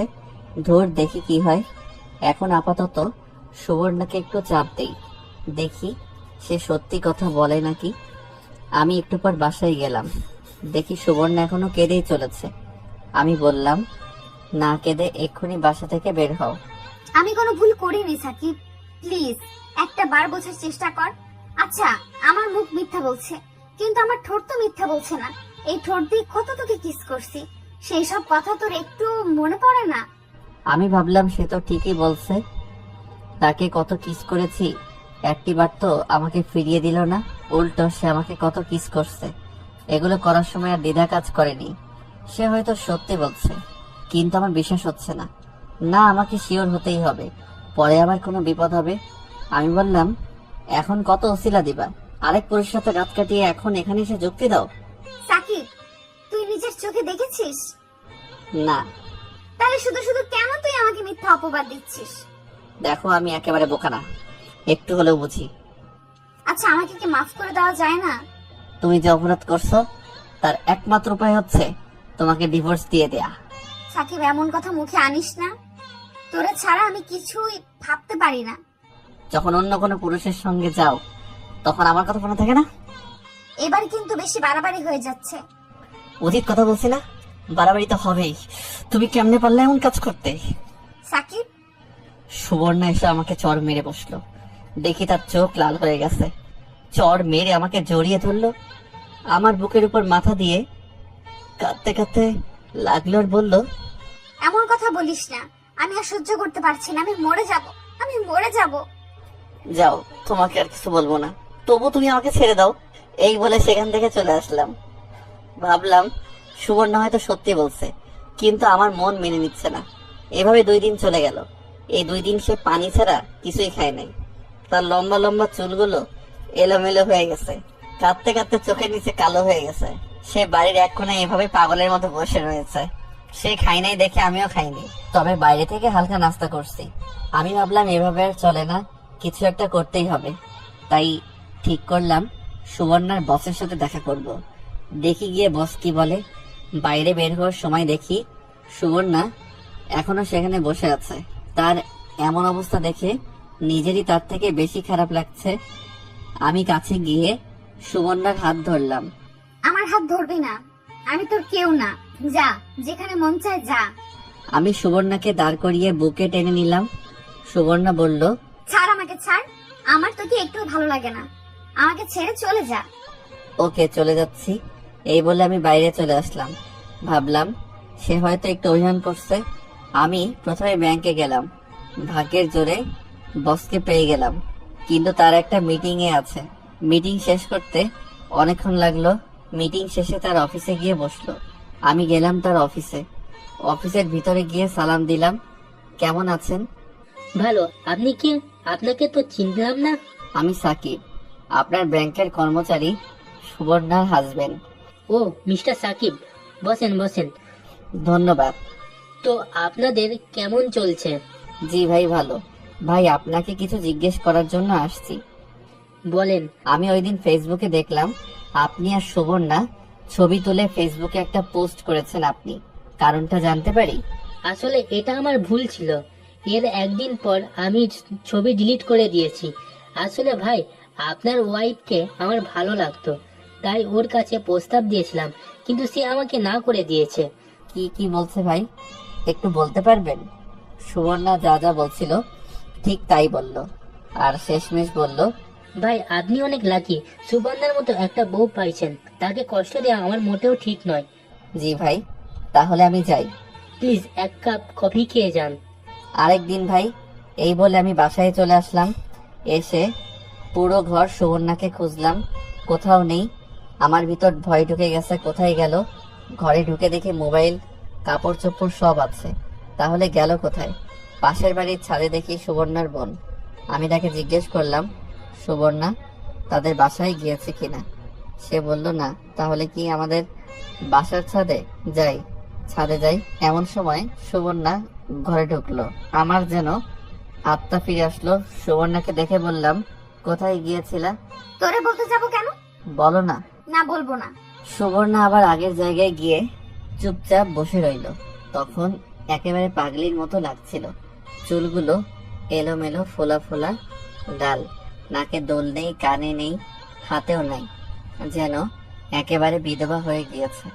কোনায় বসে মাথা নিচে দিয়ে বসে রয়েছে। আমি দরজা লাগালাম, তার কাছে গেলাম, গিয়ে তার হাত ধরলাম। সুবর্ণা আমার হাত থেকে তার হাত ছুটিয়ে নিল।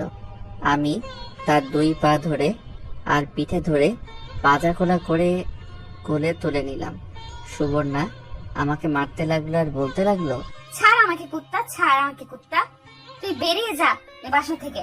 যাব না, এখন যা, তোর আর এই বাসায় জায়গা নেই। আমি সুবর্ণাকে আমার বিছানায় এনে ফেললাম। তখনও সে আমাকে মারতে লাগলো। আমি তার দুইটা হাত ধরে ঠোঁটে আমার ঠোঁট লাগিয়ে দিলাম, কিন্তু সে কোনো রেসপন্স করছে না। কিন্তু আমি করেই যাচ্ছি। একটু পর সেও রেসপন্স করতে লাগলো। সুবর্ণা আমাকে একটু ছাড় দিচ্ছে না, প্রতিটা মুহূর্ত কাজে লাগাচ্ছে। সুবর্ণা একসময় আমার গেঞ্জি খুলে ফেললো। আমি আগেই তার কামিজ খুলে ফেলেছিলাম। আমি কিস করতে করতে একসময় তার ঘাড়ে, কানে কিস করতে লাগলাম। আমি আস্তে আস্তে নিচে নামলাম। যখন তার নাভিতে চুমু দিলাম, তখন সুবর্ণা চিৎকার দিয়ে উঠল। এভাবে দীর্ঘ 1 ঘন্টা পর আমরা দুজন শান্ত হলাম। তখন সুবর্ণা আমার বুকের উপর শুয়ে রয়েছে, কারো শরীরে একটু কাপড় নেই। সুখে সুবর্ণার চোখ দিয়ে পানি বের হয়ে পড়ল। সেই সুখে সুবর্ণা এখনো আমাকে কিস করে চলছে। আমি আস্তে আস্তে নিচে নামলাম। যখন তার নাভিতে চুমু দিলাম, তখন সুবর্ণা চিৎকার দিয়ে উঠল। এভাবে দীর্ঘ 1 ঘন্টা পর আমরা দুজন শান্ত হলাম। তখন সুবর্ণা আমার বুকের উপর শুয়ে রয়েছে। সুখে সুবর্ণার চোখ দিয়ে পানি বের হয়ে পড়ল। সেই সুখে সুবর্ণা এখনো আমাকে কিস করে চলছে। আমি উঠে বাথরুমে যাব। সুবর্ণা বলল, কোথায় যাস? আমাকে নিয়ে যা। আমি সুবর্ণাকে কোলে করে বাথরুমে নিয়ে গেলাম। দুজন একসাথে গোসল করে বের হলাম। আমি বেলকনিতে বসে গল্পের বই পড়তেছি। একটু পর সুবর্ণা বলল, খেয়ে যা। আমি সুবর্ণার দিকে অবাক হয়ে তাকিয়ে রইলাম। দেখি সুবর্ণা শাড়ি পরেছে। শাড়ি পরলে তাকে যে এত সুন্দরী দেখাবে আগে জানতাম না। যদি আগে জানতাম তাহলে সারাক্ষণ শাড়ি পরিয়ে বসিয়ে রাখতাম। দুজনে একসাথে খাওয়া দাওয়া করলাম। সন্ধ্যার সময় বসে পড়তেছি। সুবর্ণা এসে বলল, আগামীকাল ব্যাংক খোলা। ব্যাংক খোলা যাবা? কিন্তু কিন্তু কি? বোরকা পরে মুখে মেকআপ দিয়ে সাধারণ মহিলার মতো যাইবা। আর যদি তোমার বস অকারণে তোমাকে ব্যাংকে বসিয়ে আজে বাজে কথা বলে, তাহলে আমাকে বলবা। সুবর্ণা আমাকে পিছন থেকে জড়িয়ে ধরে বলল, তুই যেভাবে বলবি সেভাবেই যাব। লক্ষ্মী সোনা। রাতের খাবার খেয়ে যা, আজকে একটু আগে শোবো। ওকে। আমি আর সুবর্ণা একসাথে খাওয়া দাওয়া করলাম। খেয়ে সুবর্ণা বিছানায় শুয়ে পড়লো। আমি বই নিয়ে ঘাটাঘাটি করতেছি। একটু পর সুবর্ণা বলল, হয়েছে, তখন ঘুমা। আমি লাইট বন্ধ করে সুবর্ণার পাশে শুয়ে পড়লাম। সুবর্ণা আমাকে জড়িয়ে ধরলো। জড়িয়ে ধরে আমাকে কিস করা শুরু করলো। আমিও করতে থাকলাম। এভাবে অনেকক্ষণ চললো। দুজন শান্ত হয়ে জড়িয়ে ধরে শুয়ে রইলাম। আমি বললাম, আমি তোমাকে অনেক কষ্ট দিয়েছি। আমার প্রতি তোমার কোনো রাগ আছে? থাকলে বলো। তোর প্রতি আমার কোনো রাগ নেই। প্রতিদিন রাতে কিছুক্ষণের জন্য তোকে পাইলেই চলবে আমার, এতেই আমি খুশি, আর কিছুই চাই না আমার। আমি তোমার জন্য সারাদিন রাত আছি। চল না, এখন একটা বেবি নেই। ওকে সুইটহার্ট। একটা কষ্ট আমার বুকে এখনো আছে। কিসের কষ্ট আমাকে বলো। আমার জীবন থেকে নিলয় 5টি বছর কেড়ে নিল। আমি কিছুই করতে পারলাম না, উল্টো সে এখন আনন্দ সংসার করছে। করুক, তাতে আমাদের কি? তোমার কষ্ট দেখার জন্যই তো আমি আছি। তুই চিন্তা ভাবনা করছিস 5টি বছর, 5টি বছর সে আমার জীবন থেকে কেড়ে নিল। এমন যদি তোর সাথে হতো? এখন তুমি কি করতে চাচ্ছ? আমি এর প্রতিশোধ নিতে চাই। পাগল নাকি? শুধু শুধু ঝামেলার প্রয়োজন আছে? না, আমি এই মনটাকে একটু শান্তি দিতে চাই। বলো তুমি কি চাও? তোমার কোথায় শান্তি দরকার আমি দিব। না, আমি এর প্রতিশোধ নিবই। নিলয়কে দেখলে আমার শরীর কাঁটা দিয়ে ওঠে, সাথে তার বউকে দেখলে। বাদ দাও না, ওরা ওদের মতো, আমরা আমাদের মতো। না, তুই বুঝতে পারতেছ না। ওকে তুমি কি চাও আমাকে খুলে বলো। আমি চাই তুই গিয়ে নিলয়কে বলবি তার বউ ভালো না, কলেজ লাইফে অনেক ছেলের সাথে ঘুরোঘুরি করছে, হ্যান ত্যান আজাইরা যত কিছু মনে চায় বানিয়ে বলবি। আর আমি তার বউয়ের কাছে গিয়ে নিলয়ের নামে যত সব আজাইরা কথাবার্তা বলে তাদের মধ্যে ঝগড়া লাগিয়ে দিব। এরপর দুজনেই বাসা ছেড়ে আমাদের সেই বাসায় চলে যাব। এটা কি ঠিক হবে? ঠিক হবে। নিলয় এটারই যোগ্য। ওকে বলবো নে।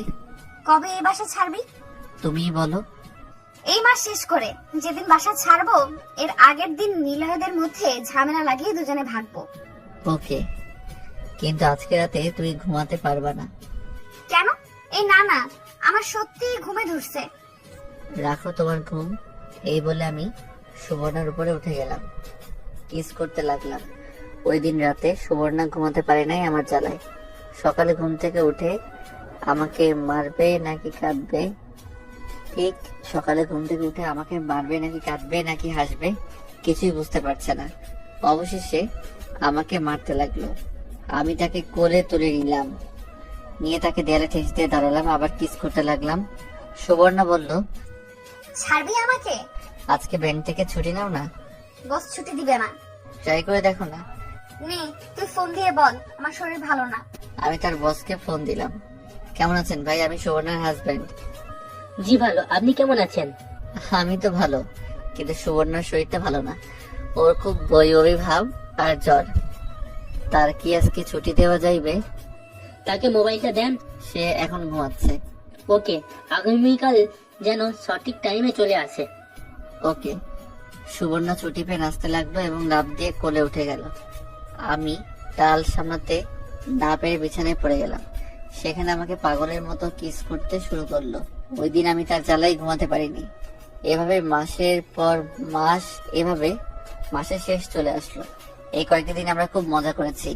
সুবর্ণা শিখিয়ে দিল নিলয় ভাইকে গিয়ে কি কি বলতে হবে। আমি নিচে গিয়ে নিলয় ভাইয়ের জন্য অপেক্ষা করছিলাম। একটু পর নিলয় ভাই আসলো। আমি বললাম, বলো মানে কি? ভাই, এই বাসায় আসার আগে আমি কলেজে পড়তাম। ওই কলেজে সানিয়া পড়তো।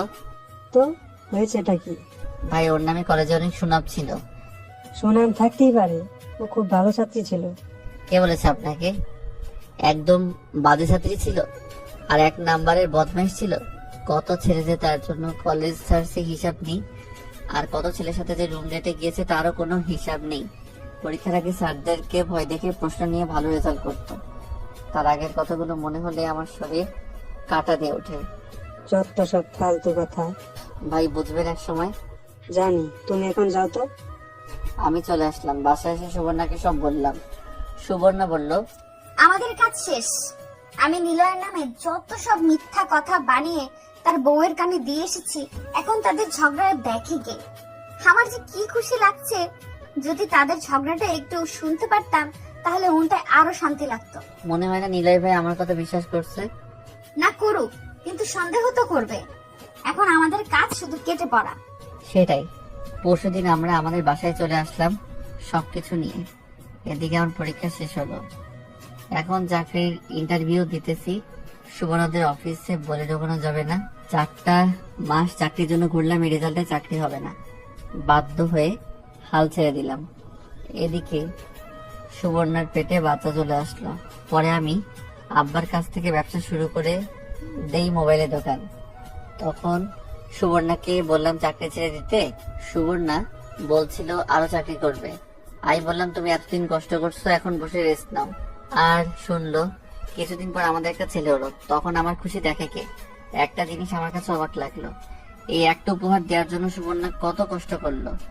সিনিয়র ভাইয়ের কাছ থেকে ধোকা খেয়ে আমার কাছে আসলো, আমাকে না জানিয়ে বিয়ে করলো, আমার কাছ থেকে কত কষ্ট পেল। তারপরেও সুবর্ণা চালিয়ে গেছে। মেয়েরা পারেও তো এটা বলতে হবে। অনেকে বলে তাদের ধৈর্য শক্তি কম, স্বামীকে একটা উপহার দেওয়ার আর তারা কত কষ্ট করে। আসলে আল্লাহ তাদের এমনভাবে সৃষ্টি করেছে, হাসির বদলে আমার চোখ দিয়ে পানি চলে আসলো। কিছুদিন পর সুবর্ণা বলল, চল না একটা ট্যুর দেই। নাদিম একটু বড় হয়ে নিক, পরে যাব। নাদিম বড় হতে হতে আরেকটা বেবি চলে আসবে, পরে আর যাওয়াই হবে না। চল না যাই। ওকে দেখি। আজ সুবর্ণা 2 সন্তানের জননী। সবকিছু ঠিক, কিন্তু সমস্যা একটাই, 2 সন্তানের জননী হয়ে সুবর্ণা এখন আমাকে তুই করে বলে। Goodbye.